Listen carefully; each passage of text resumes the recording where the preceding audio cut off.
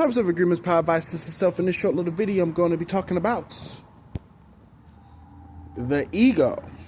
Now, I made a couple videos on here talking about the ego before. Some is restating what I already said, right? Some it's going to be some new information, right? And some's going to be, so I put a lot of stuff in here, okay? But understand that the ego, right? And to understand what the ego is, actually, is your self-importance. So whenever a person says ego, they talk about your self-importance. Well, it's a lot of things we have to face, right? The death of the ego, right? And this video is mainly about power tripping. Your ego likes to power trip, right? It likes to power trip so you can suffer. The more you power trip, the more you suffer, because in order to have you power trip, it has to make you have negativity.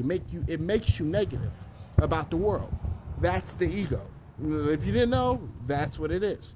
Your ego is when you're negative about the world. When you start power tripping, that's because your ego and your self-importance, right? Because the truth is, in actuality, you don't matter. I'm sorry to tell you. What can I tell you? You mad at it? That's your ego. You don't like it? That's your ego. You got an ego problem, man. Or chick, or whatever, right? But the truth is, the world is. It is what it is. That's actually what it is. But with your ego, triggers your self-importance. Now, because it's so much peace out there, and it's actually so peaceful, and life makes sense, your ego has to make everything not make sense. It has to make everything complicated, because it needs to give life to its importance. And how do it do that? When everything is great and everything is balanced in equal harmony, it has to make everything bad.